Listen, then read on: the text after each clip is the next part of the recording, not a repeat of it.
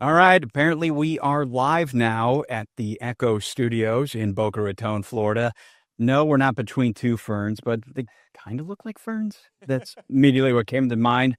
Zach Galifianakis here alongside Larry Mastropieri, broker owner of the Mastropieri Group. And Larry, there's been a lot of talk lately about this community in West Delray Beach, mainly because of stars like Marky Mark, a.k.a. Mark Wahlberg, and a few other notable celebrities that have spent a lot of money to move into this community, Stone Creek Ranch.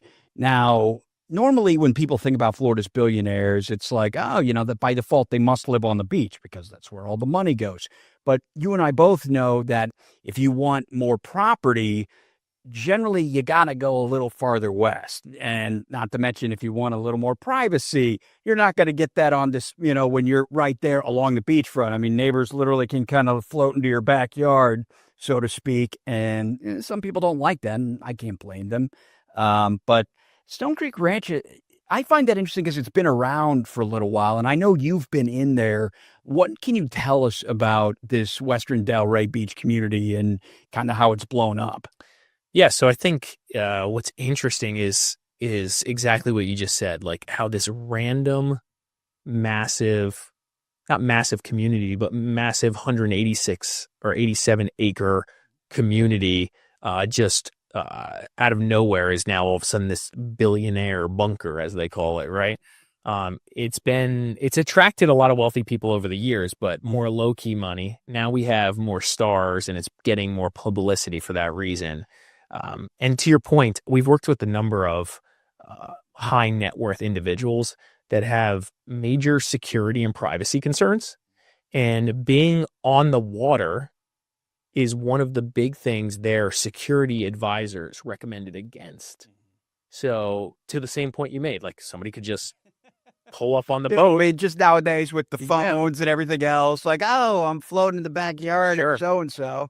Right? Yeah. So that's a thing. So I've had clients explicitly tell me, like, no, we can't be on the water. We can't be on the intercoastal, on the canal. This is not safe enough for us. Right. And so this Stone Creek Ranch community offers that security without question. It also is a little secluded. So again, creating more security. And to your point, very hard to get land in the East at that scale. Even if you have the means, even if you have millions and millions of dollars, it's still very hard to procure that, right? So this has become a very interesting community that's, again, making, like you said, crazy news with Marky Mark most recently. Right. But there's others. But from everything I've read lately, it sounds like not just the fact that Mark Wahlberg has moved in there, but that just seems to be a domino that has brought in all these other notable celebrities to that area. I mean, yeah, it's always going to be money there, but now it's like, oh, the former Rockstar CEO, Russ Weiner, has moved in there. And he's bought 2 properties in there. Right. And my God. 2, it's like, I can't work with one. Are you kidding? And we'll throw up on the screen some of these, images here of, we could start with just proximity and location on Google Maps. But you can see it on the screen right here. So it's on this massive lake right there. Mm-hmm. And so most of the homes have that waterfront exposure. Not most of them, all of them, as you can see. And it's one way in, one way out, baby, right? Yeah, I would hope. Yeah. And it's pretty much surrounded by water on all sides and other gated communities. So the security there is awesome. But I actually would say, John, that what's interesting is this community, long before any of these superstars were in the community, now we've had guys like Wayne Huizenga. Right. He was one of the guys there. He was one of the originals, right, in this community way before it was a thing. And what's super interesting about this story starts in like the early 2000s, right? It says in the early 2000s, Stone Creek Ranch site was remote farmland, basically, right? And, which is most of Western Palm Beach County in general, at least traditionally. They were growing bell peppers there. Dirt roads, bell peppers for sale, right? A little farm stand probably. And and so this guy, this developer, Ken Endelson, founder of Kenco Communities, bought the land with unconventional vision, right? He didn't want to put a golf course or a clubhouse or any of that nonsense. He just wanted to make this the ultra exclusive, super privacy focused community. And he started that process, right? And so massive acre lots, just again, fully gated, no public traffic, right? But then 2008 hit, 2009. And so everything kind of collapsed. And it says in 2009, Endelson sold the remaining 19 undeveloped lots to Axiom Group for a pretty low price, which is pretty wild. I think it shows in here did it show what they paid for them? It was cheap. For example, Wayne Huizinga. I see the 5 acres for $1 million. 2009. Oh my God. Right? You imagine getting away with that now? Yeah, looking back on that. Now seeing properties sell for $55 million as an example, right? Yeah, so so he built a mansion. And then he sold it to the Office Depot CEO, right? That's kind of crazy. And then the insurance moguls moved in, Seth and Brad Cohen, grabbing land for under $1 million then too, and eventually selling their finished estates for 17 and 19 million. So you had these like private money, not super like star power guys running around, or girls running around in there. And that's what it was. And then gradually people started developing the other lots, and that's when things took off. 2020, right? Yeah, when everything just lit on fire down here. Well, and what gets me too, you talk about a visionary like Ken Endelson. Normally, if you make that drive along the Florida Turnpike, start at the south end of Palm Beach County, go all the way north, it's nothing seemingly but planned communities going all the way up. So it's like, my God, this man was ahead of his time. Totally. This was like, regardless of whether they're huge lots, but I mean, just building out that way. I mean, it was kind of like, who wants to be out here, you know?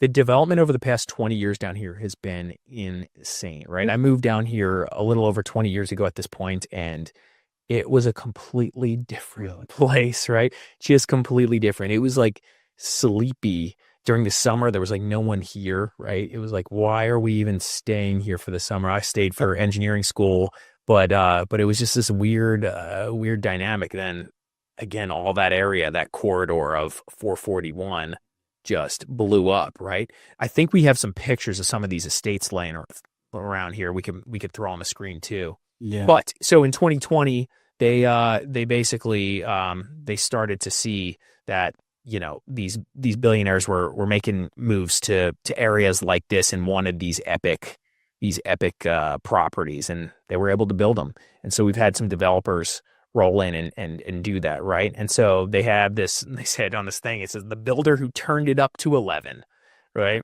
So this guy, Aldo Stark, he let's see, what did he do here? I guess he's the guy behind some of the most over-the-top estates in the community, right? The mansion that Mark Wahlberg bought. We can throw some pictures on the screen there.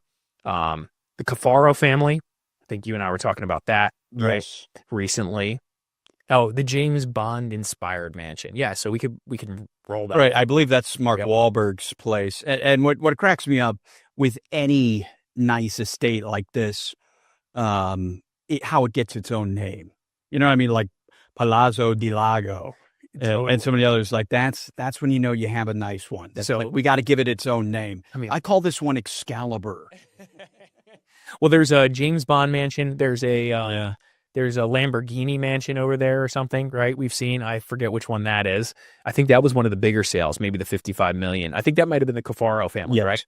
Yeah, that's right. You and I have been talking about this a little bit, but yeah, James Bond mansion, 36.8 million. What I've seen, to your point, recently is the $5 million spec builds. They've started naming those to play this. Right, that's what I say. That's kind of fake it till you make it in a manner of speaking. 100%. Right. Yeah, which is great. So that's kind of funny. Now that you said that, I was like, oh, that's really funny. So we are starting to see these less $5 million is an amazing home. Right. But there's levels here. Exactly. So now they're trying to just create that clout. So anyway, this has become a very interesting community, very well known, and it's been making news left and right. Yeah. But again, it's like since Wahlberg bought it, I mean, you've seen it on all the local stations, obviously all over the internet and so on and so forth. So I get it. I guess, I mean, when you're somebody like that, you kind of be a bit of a trendsetter. He's definitely probably the most famous name in that right now, right? Over the years. I mean, there's other guys that are worth more money probably without question, but Marky Mark is definitely, he makes headlines when he makes moves, right? So, which is pretty cool. I just wonder in cases like him, if you think he'll actually live there. Because his brother also lives in Palm Beach County. So I'm like, maybe he will actually live here. Like, because I'm always fascinated with that, do these people have 4 places? I mean, he has a family. I'm like, what, do a couple of them live in one place? And, he's got a son who's bumming out at some other multi-million-dollar establishment. I don't know. It's kind of interesting how these guys do that because they're bouncing all over, shooting videos. Movies. I mean, right. I mean, he could be in Australia for 6 months out of the year just because of an assignment. And he's been the GOAT for a long time, right? Yeah, he's been got real money. Yeah, well, right. I mean, he's been the largest grossing actor in Hollywood. I mean, at least 2 or 3 years, different times. Totally. Him and Dwayne Johnson were kind of back and forth and stuff. Right. Yeah. So that's kind of interesting. But to take it back to Stone Creek, so I don't know if I mentioned this. There's 37 homes in there. Mm-hmm. So 37 homes in that over 187 acres. Yeah, over 20 million value probably. I mean, you might be over 30 million, frankly, right? Somewhere that for each home, right? So you do that math. Yeah, that's kind of crazy. Oh, there was some other information here that I thought was really interesting. Okay, so the median list price jumped from $617,000 in 2018 to 1.1 million in that little Delray area. That's more than 80% growth rate. But I think what I was seeing is early prices were around 6 million on average in 2018, and recent headlines are now 37 to 55. That growth rate is insane. Yeah. All right. Here's a conspiracy theory. Let's pretend you're somebody who has a monetary interest in that community doing well, right?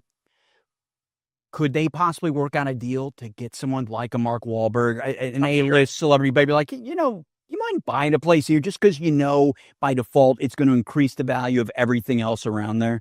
I'm sure. And so we know the realtor who sold that property decently well, and I'm sure there's some strategy around that is employed there, especially when, like we said, there's a builder in there that's built a handful of those homes recently. So that goes without question. I thought this was also interesting.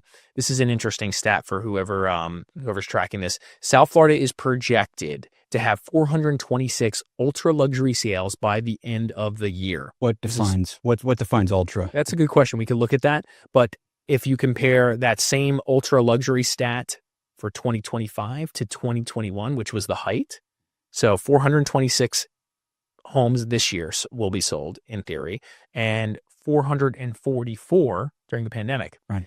That's not too different. No, it's not. Right. And other markets, sub 1 million, that price bracket is not seeing that same stability. We'll put it that way. Yeah. Right. It's slightly down. No. Everything is kind of come down. It's 10 million and up. That's what I wondered, Dave. It was like, I'm not going to guess for sure, but yeah, it's 10 million and up. Well, that's good to know. So 10 million and up. And that makes sense to me. The 5 millions are not right. I mean, who could live like that? How does the other half live? Animals live in those $5 million estates. This is great. And so some of the other communities that are in this area that are not this community, but trying to be or have some class to it out west are Long Lake Estates and Lilac. And now I've seen Lilac. Is it Lilac? Lilac, yeah.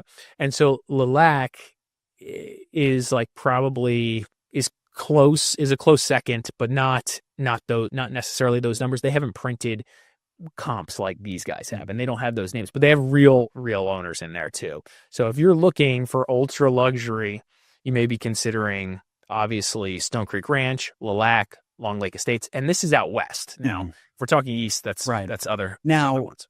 when you kind of get into the stratosphere, is it more common for these to be like off, not like non-public listings for all of that? Not 'Cause I feel like necessarily. when we talk about this stuff, I mean, we see you're going down the MLS and you see those Yes. high-end listings on there. Yeah. Some trade-off market, but not necessarily. Mhm. Most of them, a lot of them are public. So, yeah.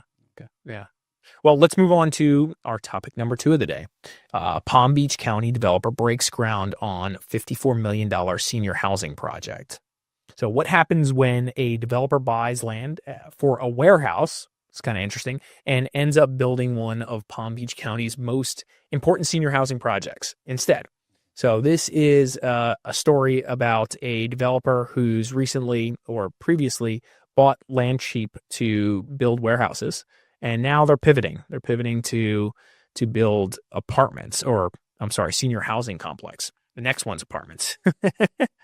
So, yeah. So construction has started at the Waterview Apartments in Magnolia, or how do you say that? In Mangonia Mangonia Park. Park, right? A multifamily rental development for low-income seniors and disabled in West Palm Beach. Developers Sun Foundation Inc. and Rich Global are proceeding with a $54 million community that would feature a 60-story building with 140 residences. This is kind of a big deal here because there's not a lot of affordable projects like this. And this is the big problem, right? So Yeah. Palm Beach County senior population is growing. Right. Yeah, I was going to say, I mean, there's still, regardless of the economic status of anywhere in the United States, it seems like the baby boomers, the ones that are left, they are still coming down here. It just, yeah. Yeah. And we can throw this on the screen, the address, and we'll show you where it's at. But right now, I mean, yeah, the AMI now is 111,000, and older residents living on fixed income. I mean, they're not making 111 grand. Right. So it's kind of crazy that they can't afford to move into some of these places. Yeah. And we see this all the time in our day-to-day job, where we're meeting with the elderly who are getting ready to sell their home or need help selling their home.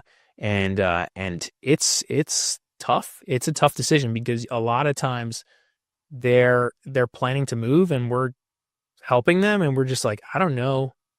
It's the best decision to get out of something they can't handle, obviously, right? Like a home that they can't maintain, as an example. But the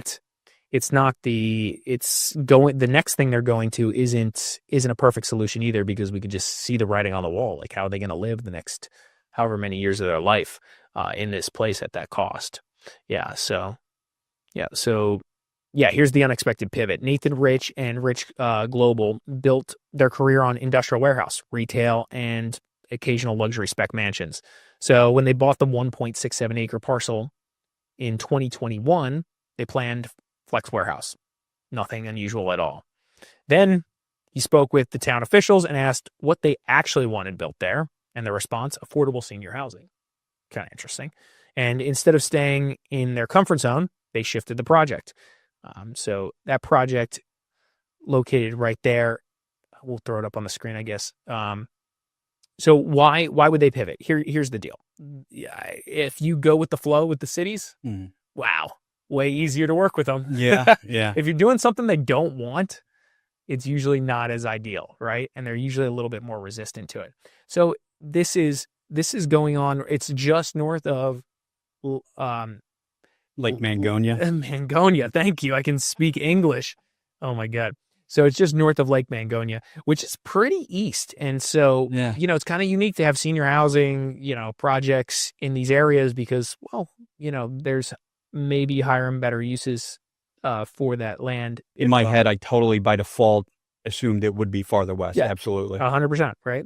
But what's kind of nice about this stuff too is like people like to be close to their parents, grandparents, whatever. And so like they kind of need these projects all over the place. They can't just shove them all out in the Everglades. Right. So that's. So here's hell trying. Yeah. That's very true. We have that discussion way too often as well here. All right.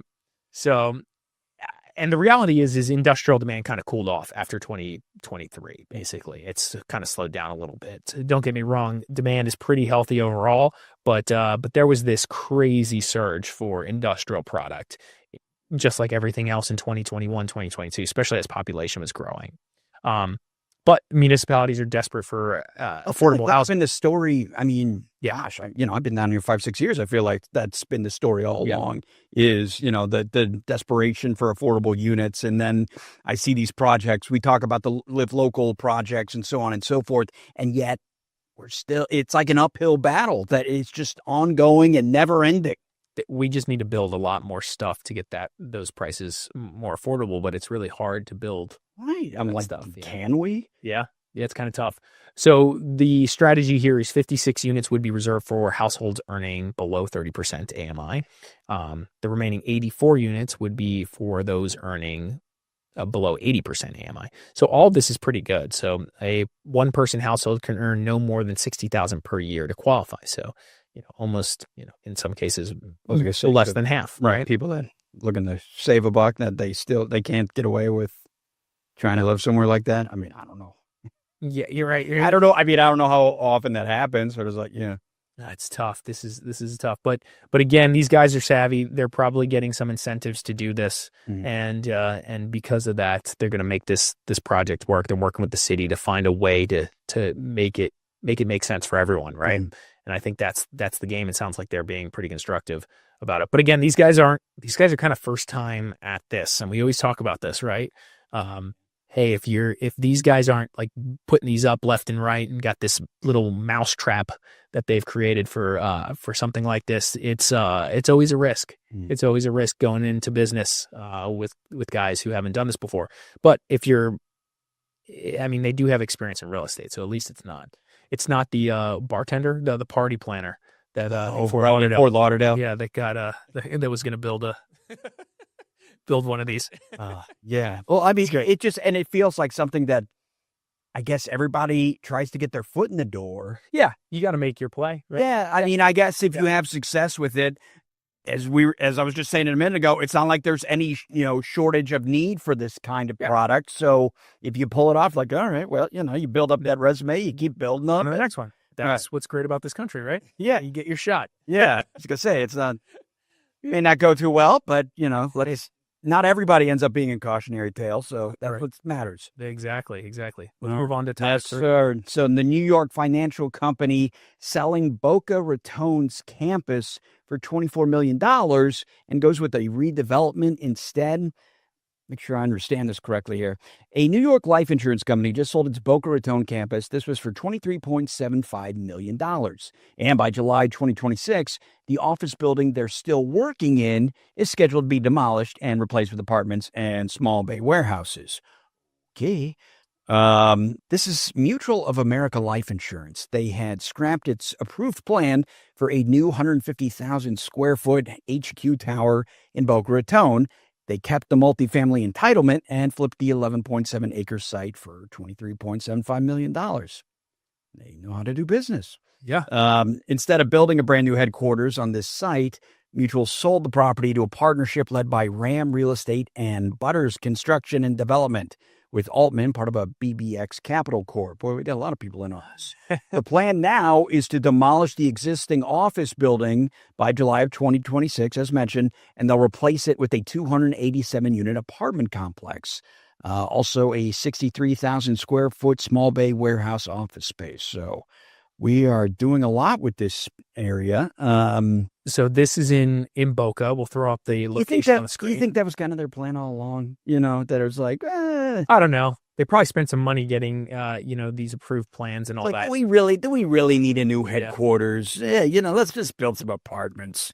Yeah, it's kind of interesting to see Mutual of America kind of like pull the plug on relocating here. So they must have gone somewhere else. I don't know what those details look like. So for those interested, the location is at 1150 Northwest Broken Sound Parkway in Boca, if we can take a look at that. So this location is where we've seen other projects pop up over the years, right? So this has had some success on the multifamily front, not only on the light industrial front, because that's what they're planning, right? They're planning partial warehouse or a light industrial product, right? Mhm.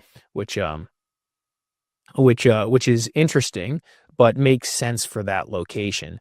And we could throw on the screen here the proposed project plan. You could see that, Cole. We could throw that up. So this building, I mean, it's a real building. It looks really cool, right? And you can see what they were planning to build there too before this, on the Mutual America site when they had with the approved plans. I mean, the office building looks pretty cool too. Yeah. Well, Cole, you having trouble? you said Windows up. You there, buddy? You said before about the it makes sense to use some of it for office space and some of it for apartments. What makes sense about that? If you look at the location, and Cole, can you throw that on the screen, the location? If you look at the location, we could talk to it a little bit. That area is pretty popular for light industrial. So, and that's why I think a lot of the time what we're seeing here is developers just not having a lot of pushback around building these multifamilies out there. Right. There's good demand for the multifamilies out there, and yet there's yet there's not a lot of pushback from a traffic perspective because it's kind of tucked into this like more of an industrial area or office space area. So there's not a whole bunch of residential where everybody's kind of complaining, "Oh, you're building in my backyard," right? Oh, yeah. My single family home next to the project is being hurt because of it. Mhm. So that's definitely a thing over there, which is why this is like kind of a good way to go. And then when it comes to light industrial, there's not much new light industrial product in the area either. No. So with that being said, this is like a kind of a cool little mixed use play where they'll get good tenancy. And I think these guys, if I remember last time I was looking here, they have some experience. They recently developed a project in Del Rey, I believe, that had some light industrial. And so they've leased that out. They've had lots of success there. So they're coming off this just saying, hey, we have conviction that we can do this again over here. There's plenty of demand over there at the last project. And so let's go ahead and do that. And then the multifamily piece just seems to have some success in general. And as I'm looking at some of the notes on this, I see towards the bottom, it mentions that 29 units are reserved for affordable housing. You got 15 units tagged as workforce housing. I'd imagine they're getting some sort of incentives to include that. They're willing and dealing with the city. They are. I mean, so like generally how the city or county, depending on, you're right. And I would say, or the state, depending on how that all. But they're not just doing it out of the goodness of their own heart. I think it's either let's get this passed and approved and we'll do these things, or we'll do these things and we'll get some kind of credit of some sort to make this make more sense. A combination of those two, without question, right? As we know, these things don't just like get done. Well, because I feel like so often, I'm always the one asking about it. It's like I see these affordable housing inclusions and I'm like, oh, then it must be live local. It's like, well, no, not everything is necessarily live local to get the affordable housing involved. Yeah. Okay. Totally. All right, well, let's move on to our next topic, which is Fort Lauderdale considers $10 million loan to build 400 plus apartments. This is kind of interesting. $10 million loan for some developer to build 400 plus apartments. And by the way, this loan is forgivable. That was the part that caught my eye. That was the big thing. So a single city block in Fort Lauderdale just landed a $10 million forgivable loan for an 8-story, 422 apartment project. The deal ties together public money, a church relocation, mixed income housing, and a key site in the Progressive Village west of Flagler Village, which is a hot little poppin' new spot in downtown Fort Lauderdale. And Cole, can you throw that on the screen as well? Let's see if our right hand man there behind the scenes, the location of where that is. So we'll throw that up on the screen. And we could kind of talk to that a little bit there. So that's what it's going to look like. But we'll show you the location so you can kind of get a sense of what that looks like on the screen there. So, so zoom out. If we zoom out a little bit, you can see this is pretty close to downtown, right? Not too far off, just north, tucked in there. We've talked about a number of other projects right along that pathway. And our DJ friend. Yeah, including our DJ friend. Oh, he was a little bit more downtown, right? He was a little south. I was going to say, but not too far. Not too far. No, a lot of these development projects recently have kind of popped up in this sector, and it's gonna transform that area. Yeah. And if we talk value, this might be or investing, it might be prudent to try to find something in that general area. As we know, Victoria Park to the east there is an interesting an interesting redeveloping neighborhood where they're putting up spec homes, and obviously as you move further east, you have what is Seven Isles and the surrounding the Las Olas Isles, etc. right there. That's very well known. And very, very expensive on the water there. But this is kind of cool. So these guys, they've wheeled and dealed, right, to get this where it's at. They plan to build a mixed-use, mixed-income rental building with 422 units, ground floor retail, and structured parking, which is supported by a $10 million forgivable loan from Fort Lauderdale's Community Redevelopment Agency, the CRA. The agreement includes 114 affordable units in perpetuity, which is kind of interesting. So these affordable requirements don't burn off after 10 years, 20 years, 30 years. This is forever. A 0.77 acre land donation to the CRA and the redevelopment agency of the former church is included in this. So this is kind of interesting, right? They're doing so. The site formerly held a duplex, triplex, quadplex, and the first Ebenezer Missionary Christian Church, spread across multiple lots. So the developers have assembled those parcels into 2.48 acres at Progressive Village, which is again where we just showed west of Flagler. So. Ebenezer Christian First Church. Huh? Yeah, there we go. So which is interesting. And so they've done this before, these guys. They've relocated churches. They've done all these things. They just make it happen. And so how the site came together between August 2022 and April 2024, the developer acquired 5 adjacent parcels for about $9.6 million. I mean, you got to be a real player to kind of be putting these things together like this and working these angles, because you're putting real money out there and trying to put things together. You're putting contracts together on contingency, kind of interesting deal. So you're working with the city to kind of work out the CRA deal. You're working with the church. And I'll say, right, we've relocated the church. Yeah. The church has since been relocated. That's what I'm saying. That was like a larger facility in Oakland Park. Yeah, which is great. So this is going to be a very interesting project. So let's talk about this $10 million CRA forgivable loan. Let's see. The CRA's role appears in the financing structure. The CRA board approved a $10 million development incentive program forgivable loan for the project at the address we just talked about, 312 Northwest 7th Street. The loan is planned to be dispersed in $2 million increments over 5 years, tied to construction and performance milestones. Makes sense. That's good. They put performance milestones in this time. They've learned their lessons, right? That's good. The loan is forgivable, as we discussed, right, if the developer satisfies the agreement terms, including completion of the project and delivery of the required affordable housing units. Repayment is triggered only in the case of default, which is kind of neat. So as long as they continue to perform, that loan stays outstanding. Yeah.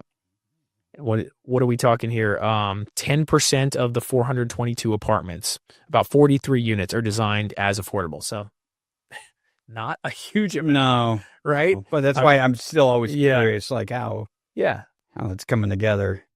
Yeah. The city CRA materials specify 114 affordable units in perpetuity as part of the incentive agreement, aligning with Broward County Housing Finance Division requirement that can raise the workforce housing share to around 26 to 27% of total units. So I guess the plan is they're going to actually have more here, given they're getting that loan. And I guess they can give the loan back, right? They can pay the loan.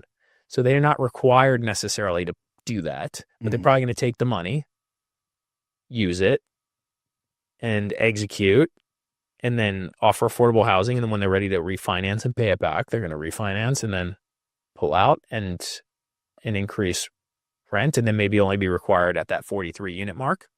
That could be interesting. That's not, so whatever. We'll see where that goes. Just I was gonna say, wow. I mean, if that's the case, like, how did somebody swing that? I have my concerns if this is really going to be very affordable long term. And as we know, affordable in South Florida, it says it right here. Income targets referenced include households earning up to 80% and 100% of area median income, right? AMI. Yeah. With Broward County's median household income reported around 89% by HUD, or 89,000 by HUD. So, it's not like these are like super cheap rentals. They're still somewhat, they're not cheap. Because like South Florida rents just aren't cheap. So even cheap relative in South Florida is still pretty expensive, right? Yeah. Land donation and CRA controlled parcels. This is kind of interesting. The incentive agreement also includes the land component. The developer assembled 5 mostly vacant parcels, 0.77 acres between Northwest 8th Ave and Northwest 7th for roughly $1.6 million. Under the CRA deal, the parcels are to be donated to the CRA for future redevelopment at the agency's discretion. So, they're getting this $10 million loan. They may one day renege on that deal to like keep 114 affordable units in there. I'm speaking for them, but maybe that's true. Maybe that's not true. It seems like that might be the move here for these guys long term. But they're also donating this land to these guys. So there's a little bit of a buffer there for them, for the CRA donating that money. But they're incentivizing growth and development, and that's kind of their job. I don't know if this is the best deal ever for them, but it could be. I think developing that area is net positive. You and I are relatively pro, like, put up what else. It's one of those where it's like, well, what else are you going to put there? Yeah, no, it's the right thing to do. It's just like how the deal was struck. Probably fine, right? But we'll see. Do you think the CRA maybe, I don't know if desperate's the right word, but to give such a favorable loan to somebody to do it, that maybe it's like, please come build here. Just put, we need to do this. We need something new. I haven't found CRAs to feel desperate. I found most private, funds like these guys or developers really wanting to find ways to work with them, and the CRA kind of being in a little bit more of a position of power. And so I think there's maybe more to the story, or this is the right deal, and maybe they were having a hard time getting this thing put together, and this is what it took to make this make sense, right? So, yeah. So we'll see. I'll leave it to you for top number 5. Oh well, I don't know if you're into trashy reality shows, but it was only a matter of time before one would find its way to Palm Beach. And thanks to Netflix, that is finally happening. A new Netflix show exploring the lavish world of Palm Beach's socialites. This isn't trashy, John. This is luxury. I find it ironic in a way that I, turned my nose up at it, and yet I did one of these shows. So. Oh yeah. Yeah, maybe that's just some sort of insecurity coming out. But anywho, picture a place where your zip code, your club membership, and your guest list are worth more than most people's net worth. I guess that's one way of putting it. The place is Palm Beach. Netflix has decided to put it under a microscope. So this is on December 29th. Netflix will release Members Only Palm Beach, which is an 8-episode series set across Palm Beach and the surrounding enclaves in Palm Beach County. The show follows 5 women whose lives intersect with some of the most exclusive clubs, mansions, and social circles in Florida. Well, it is interesting to see something other than Miami, because don't they have one of the housewife shows, I think? Oh, yeah. Yeah, they do. Yeah. So now we're in Palm Beach. Right. So now we're in. Here we are, Palm Beach, finally getting in on the action. I just wonder if, one of these guys, multi-billionaires, CEOs, trophy wife, wanted a TV show, so they gave it to him. Like, that's what I'm more interested in knowing, like, who bankrolled it, who's producing it. Yeah, totally. How that all came together. I'm more interested in that than the actual show at all. They got an 8-episode shot, right? Well, I'm looking at some of the notes on this. So we have bringing in surprise faces like TikTok's Sue Bell Robbins. I have no idea I don't know who any of these people I are. know, Do you like, know any of these people? She is the golden girl of viral Florida content to give the audience a familiar entry point into this otherwise closed universe. Well, thanks. That's good, great. I good feel like for her. I know. I feel warm and fuzzy already. Hillary Musser, Yeah. a self-described You're reading these. Yeah, I don't even. developer, living with her fifth husband. They reported $40 million West Palm mansion. Fifth husband. All right. Rosalind Yellen, former Zumba instructor turned philanthropist, focused on veterans. After raising 4 kids, she moved to Palm Beach with a specific mission, not just to live there, but to matter there. Let me tell you something. There is no bigger red flag to me than when somebody feels obligated to put self-made on their description. I know. Like it just screams like it, I mean, the insecurity, the pretentiousness, everything about it. When you put self-made on there, it's kind of like, oh wow, self-made. You're fifth husband. You're very important. Yes, yeah, of course, a former Zumba instructor who I'm sure is incredibly flexible, even after raising 4 kids. Taja Abbott Bowl. She's a hospitality innovator with a background in luxury hotels and spas. She grew up spending winters on Palm Beach, moved from New York City 6 years ago, and is plugged into both worlds. She even pulls in Real Housewives of New Jersey star Teresa.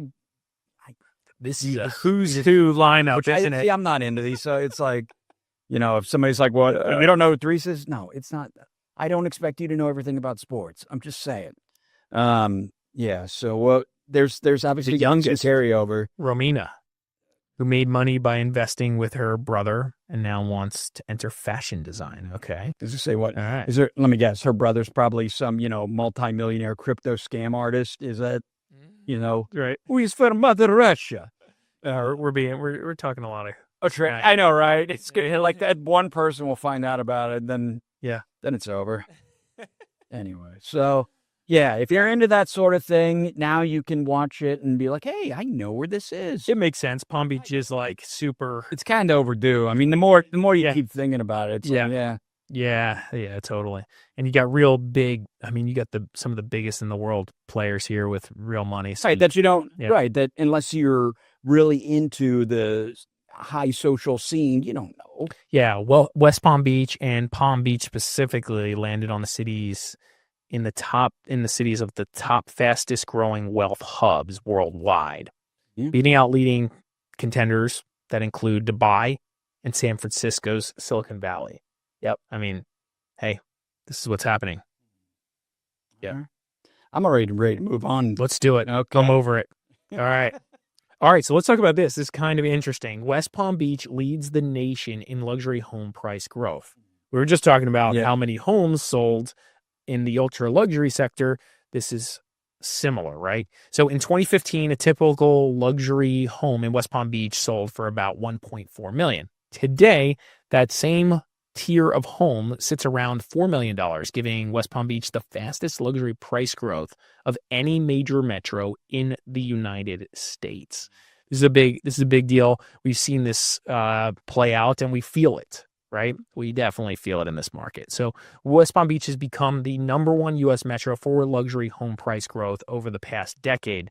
And what that means for buyers, sellers, and investors with prices jumping 187.3% to a median of just over 4 million.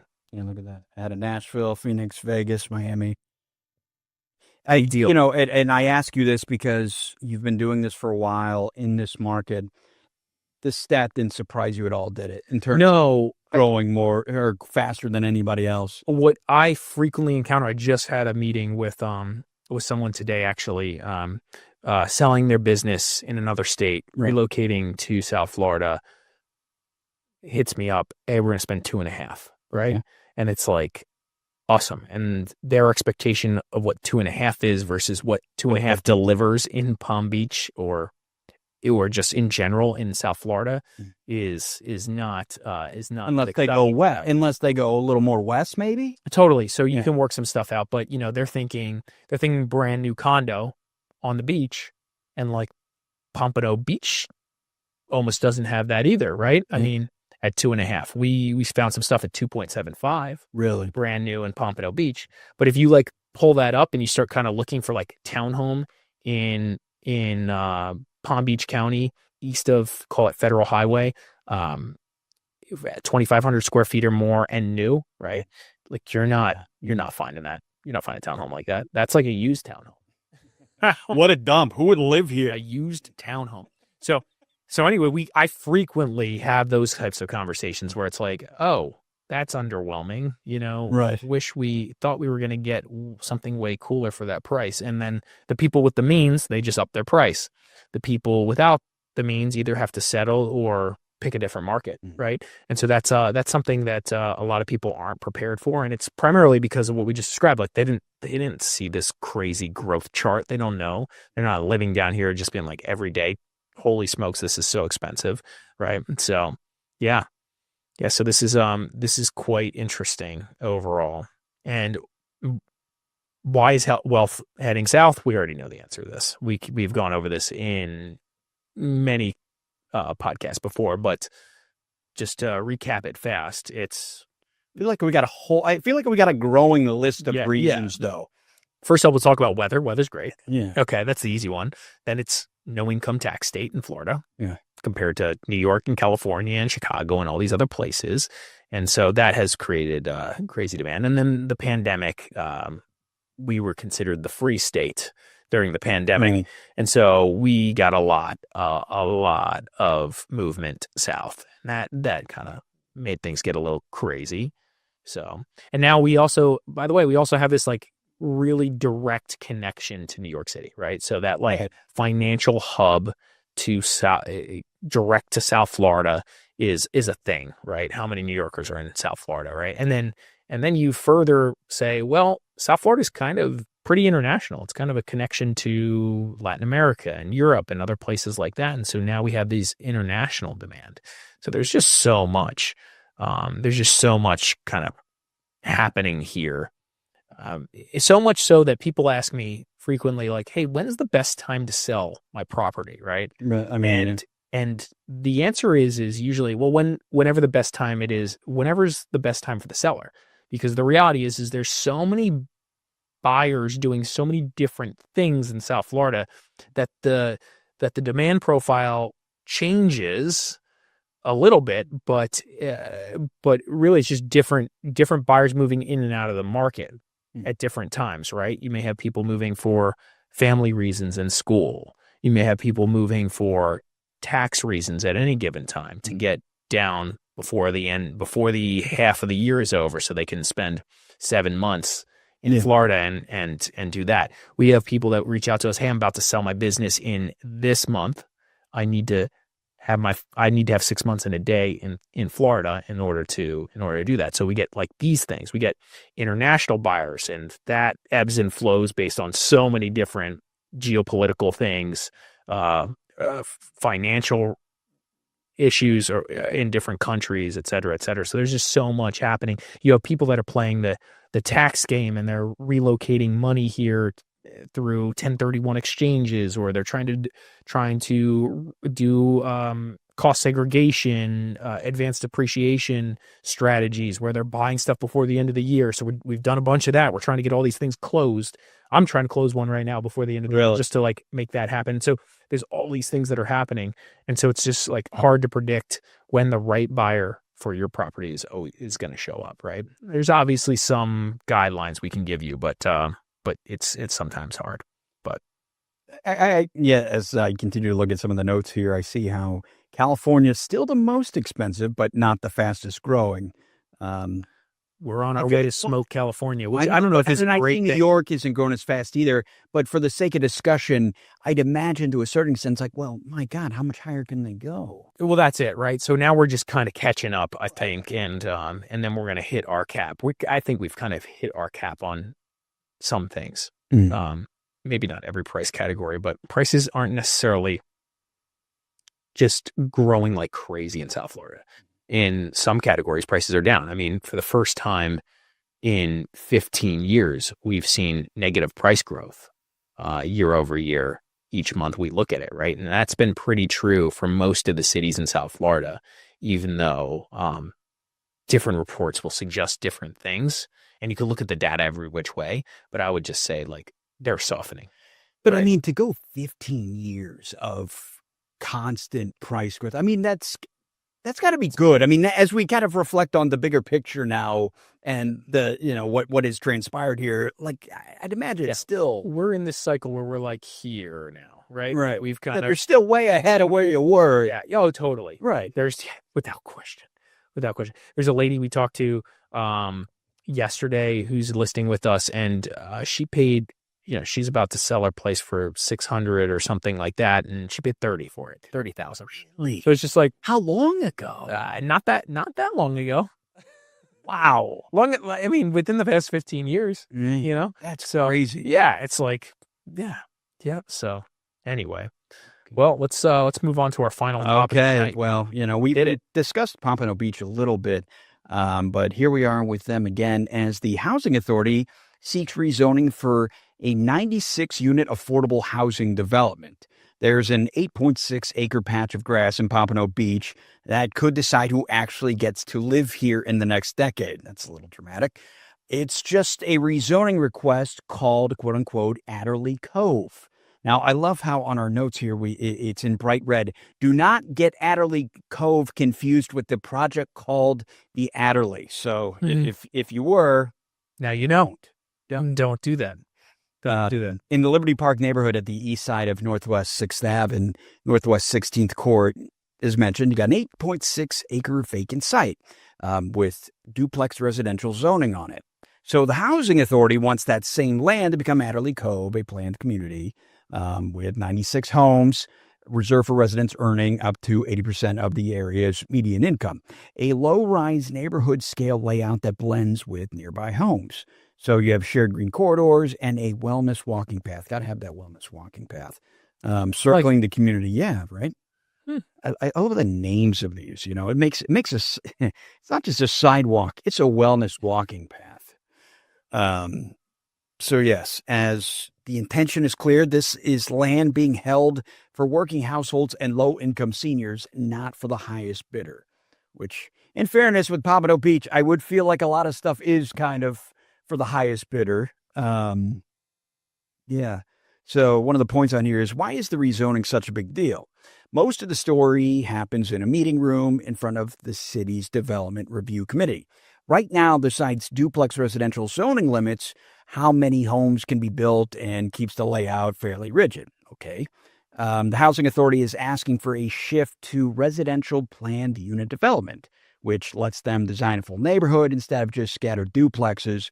It allows homes to be clustered around green space and the wellness path. Makes it easier to layer in shared amenities and walkable connections. So there's a lot of...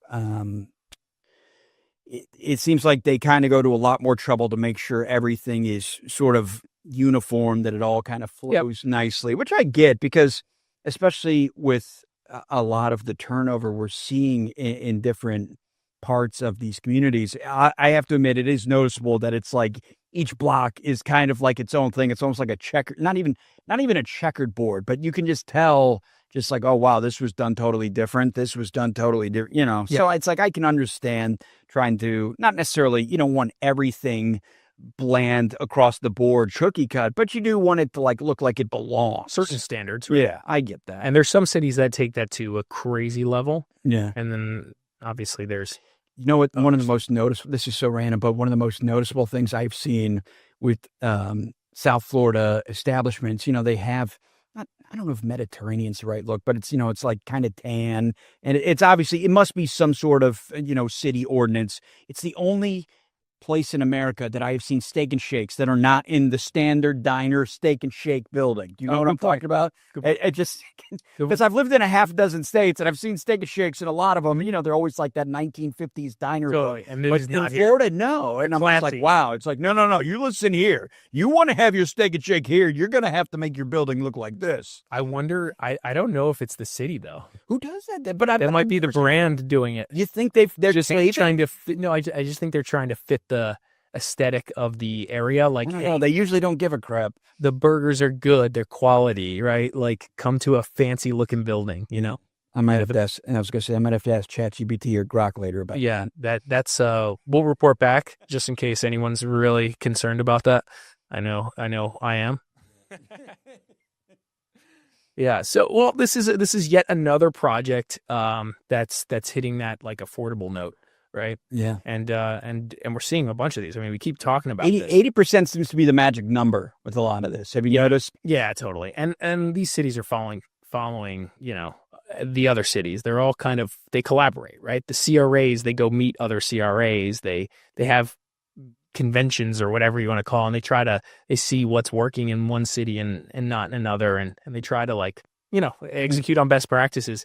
So and there's probably some element to like, hey, if we go lower than this in rent, it's the incentives have to be more dramatic, or we can't even give that much just incentives to actually achieve that, right? Because this math has to work for the developer too.